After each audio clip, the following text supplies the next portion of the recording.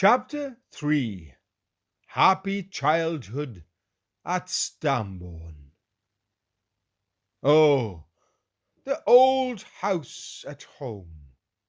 Who does not love it? The place of our childhood, the old roof tree, the old cottage.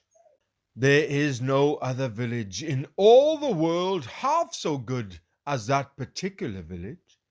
True, the gates and stiles and posts have been altered, but still there is an attachment to those old houses, the old tree in the park, and the old ivy-mantled tower.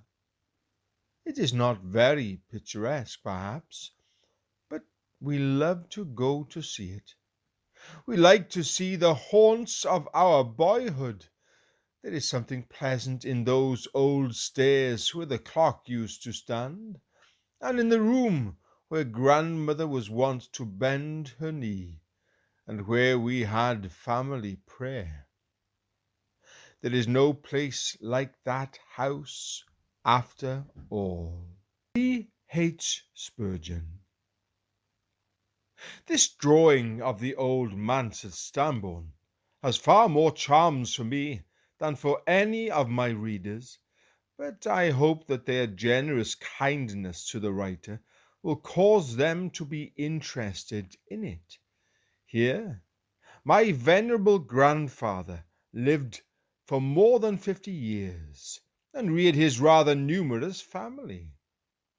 In its earlier days, it must have been a very remarkable abode for a dissenting teacher, a clear evidence that either he had an estate of his own, or those about him had large hearts and pockets.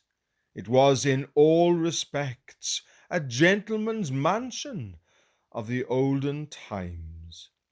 The house has been supplanted by one which I doubt not is most acceptable to the excellent minister who occupies it, but to me it can never be one half so dear as the reverend old home in which I spent some of my earliest years.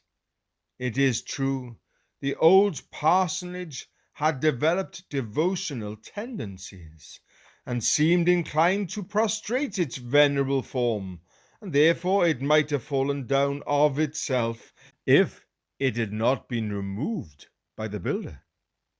But somehow I wish it had been kept up for ever and ever.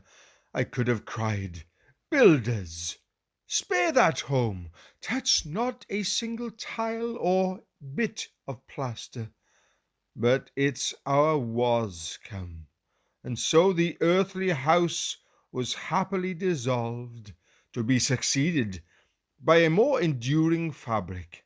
The new house, as Smith told me, was built on the same destruction. It stood near the chapel, so that the pastor was close to his work.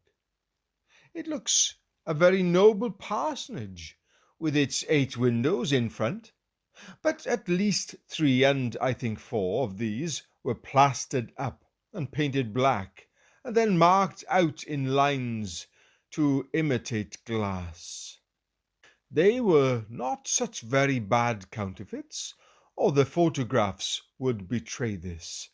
Some of us can remember the window tax, which seemed to regard light as a Latin commodity, lux, and therefore a luxury, and as such to be taxed.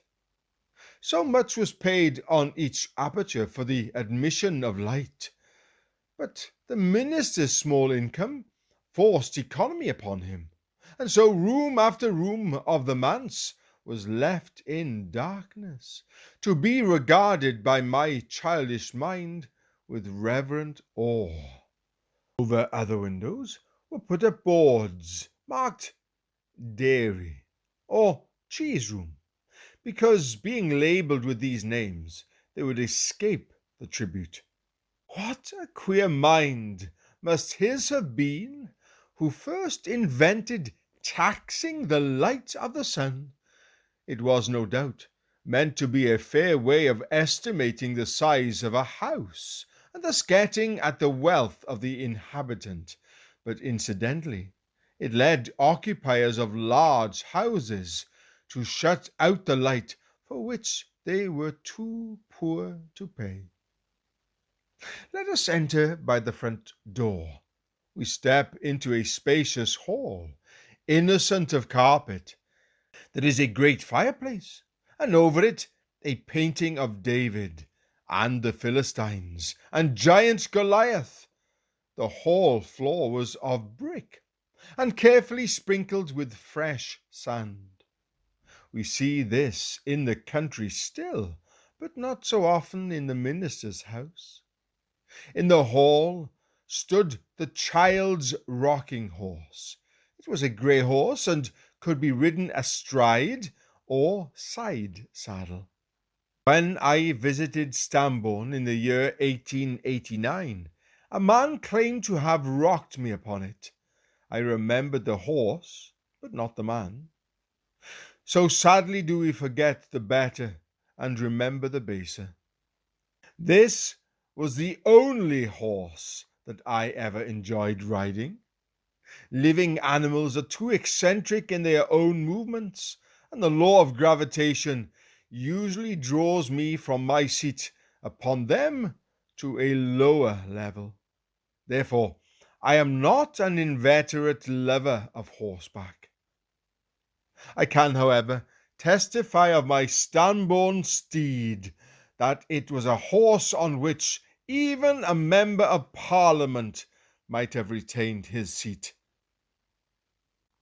How I used to delight to stand in the hall with the door open and watch the rain run off the top of the door into a wash tub. How much better to catch the overflow of the rain in a tub than to have a great getter to carry it off. So I thought, but do not now think. What bliss to float cotton reels in the miniature sea! How fresh and sweet that rain seemed to be! The fragrance of the water, which poured down in a thunder shower, comes over me now. Where the window is open on the right was the best parlour. Roses generally grew about it, and bloomed in the room if they could find means to insert their buds between the wall and the window frame.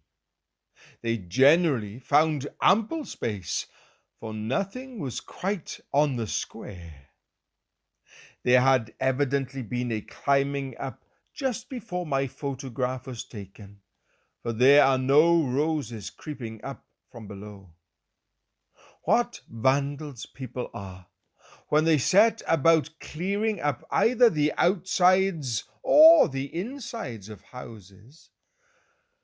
On the sacred walls of this best parlour hung portraits of my grandparents and uncles, and on a piece of furniture stood the fine large basin which grandfather used for what he called baptisms.